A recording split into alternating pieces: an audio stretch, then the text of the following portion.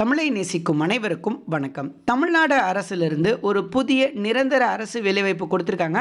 இந்த தமிழக அரசு வேலைவாய்ப்புக்கு யாரெல்லாம் தகுதி, யார் அப்ளை பண்ணலாம், என்ன குவாலிஃபிகேஷன், என்ன போஸ்டிங்ஸுங்கிறத பற்றி தான் இன்றைக்கி இந்த வீடியோவில் கம்ப்ளீட்டாக பார்க்க போகிறோம். இந்த வீடியோ உங்களுக்கு பிடிச்சிருந்தால் மறக்காமல் லைக் பண்ணுங்கள். இந்த வீடியோவை உங்கள் ஃப்ரெண்ட்ஸ் அண்ட் ஃபேமிலி கூடயும் ஷேர் பண்ணுங்கள். கீழே டிஸ்கிரிப்ஷனில் நம்ம டெலகிராம் சேனல் லிங்க் இருக்குது. அதில் இந்த மாதிரி நிறைய கவர்மெண்ட் அண்ட் ப்ரைவேட் ஜாப் அப்டேட்ஸை இங்கே கொடுக்க முடியாத எல்லாத்தையும் நம்ம அங்கே கொடுத்துட்டு இருக்கோம். செக் பண்ணி பாருங்கள், உங்களுக்கு யூஸ்ஃபுல்லாக இருந்தால் ஜாயின் பண்ணிக்கோங்க. ஓகே, ஃபஸ்ட்டு இந்த போஸ்டிங்ஸ்க்கு அப்ளை பண்ணுறதுக்கு நீங்கள் ஆஃப்லைன் அப்ளிகேஷன் ஃபார்ம் ஒன்று டவுன்லோட் பண்ணணும் அப்படின்னு சொல்லியிருக்காங்க. கூகுளில் இருக்க லிங்க்கை இங்கே கொடுத்துருக்க லிங்க்கை கிளிக் பண்ணிங்கன்னா கூகுளில் போய்ட்டு அந்த ஆஃப்லைன் அப்ளிகேஷன் ஃபார்மை டவுன்லோட் பண்ணி ஃபில் பண்ணி கொடுத்தீங்கன்னா தான் இந்த ஜாபுக்கு நீங்கள் அப்ளை பண்ண முடியும். அப்ளிகேஷன் ஃபார்மை பொறுத்தளவுக்கு ஃபஸ்ட்டு உங்கள் பேர், அதுக்கப்புறம் உங்கள் அப்பாவோட பேர், அடுத்து உங்கள் பிறந்த தேதி கேட்டிருக்காங்க. 18லேருந்து 45 வயசு வரைக்கும் அப்ளை பண்ணலாம்.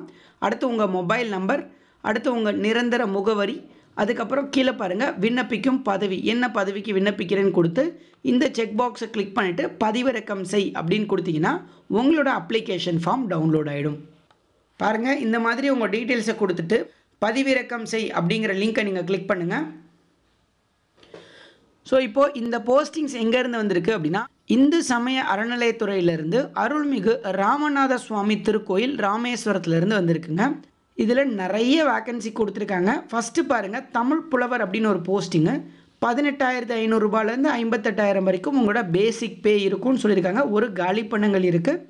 இதுக்கு பார்த்தீங்க அப்படின்னா தமிழில் பிஎட் அல்லது பிஏஓ எம்எட்டோ முடிச்சிருந்தீங்க அப்படின்னா நீங்கள் அப்ளை பண்ணலாம் அப்படின்னு சொல்லியிருக்காங்க. அதுக்கடுத்து பாருங்கள், ப்ளம்பர் வேக்கன்சி கொடுத்துருக்காங்க. இதுக்கு 18,000லேருந்து 56,000 வரைக்கும் அதே சேலரி. இதுக்கு பார்த்தீங்கன்னா ஒரு வேக்கன்சிஸ் இருக்குது. இதுக்கு நீங்கள் ஐடிஐ வந்து ப்ளம்பர் ட்ரேடில் முடிச்சிருக்கணும் அப்படின்னு சொல்லியிருக்காங்க. இது கூட உங்களுக்கு 2 இயர் அப்ரெண்டிஷிப்போ இல்லை 5 வருஷம் முன் அனுபவமோ இருக்கணும். அடுத்து காவலர் வேக்கன்சி கொடுத்துருக்காங்க, 18 காலி பணியிடங்கள். அடுத்து கருணை இல்லம் காப்பாளர் கொடுத்துருக்காங்க பெண்களுக்கு, இது ஒரு காலி பணியிடங்கள். அடுத்து துப்புரவு பணியாளர் கொடுத்துருக்காங்க, இதுக்கு ஒரு 27 காலி பணியிடங்கள். ஸோ இந்த காவலருக்கும் கருணை இல்லம் காப்பாளருக்கும் 15,900 50,400 வரைக்கும் சேலரி. தமிழ் எழுத படிக்க தெரிஞ்சிருந்தால் போதும். அடுத்து பாருங்கள், இந்த கால்நடை பராமரிப்பு, அதுக்கப்புறம் தூர்வை, அடுத்து இந்த துப்புரவு பணியாளருக்கெலாம் 10,000லேருந்து 31,500 வரைக்கும் சேலரி. தமிழ் எழுத படிக்க தெரிஞ்சிருந்தால் அப்ளை பண்ணலாம். இப்போது நம்ம ஆஃப்லைனில் அப்ளிகேஷன் டவுன்லோட் பண்ண ஃபார்மோட டீட்டெயில்ஸ் அட்டாச் பண்ணி இங்கே கொடுத்துருக்க. இப்போ அடுத்து ஏஜ் லிமிட் அப்படின்னு பார்த்தீங்கன்னா 18லேருந்து 45 வயசு வரைக்கும் அப்ளை பண்ணலாம். இந்து மதத்தை சார்ந்தவராகவும் இறை நம்பிக்கை உடையவராகவும் இருக்கணும் அப்படின்னு சொல்லியிருக்காங்க.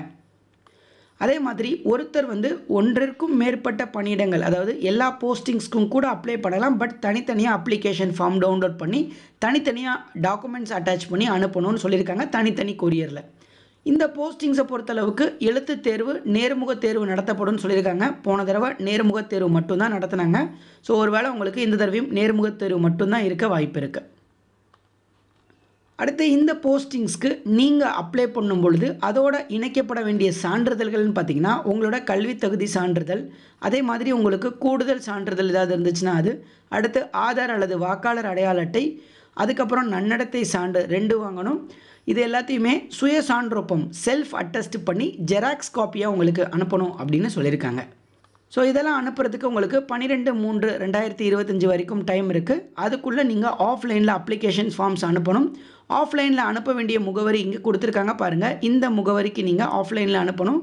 தபால் மூலமாக தான் அனுப்பணும். பதிவு தபால் அல்லது விரைவு தபால், ஸ்பீட் போஸ்ட் அல்லது ரெஜிஸ்டர் போஸ்ட் மூலமாக அனுப்பலாம். இந்த ஆஃப்லைன் அப்ளிகேஷன் ஃபார்மை எப்படி ஃபில் பண்ணுறதுன்னு யாருக்காவது வீடியோ வேணும்னா கமெண்ட்டில் கேளுங்க. நான் கண்டிப்பாக நம்முடைய இன்னொரு சேனலில் இந்த வீடியோவை போடுறேன். இதை தவிர்த்து உங்களுக்கு வேறு எதுவும் டவுட்ஸ் இருந்துச்சுனாலும் கமெண்ட்டில் கேளுங்க.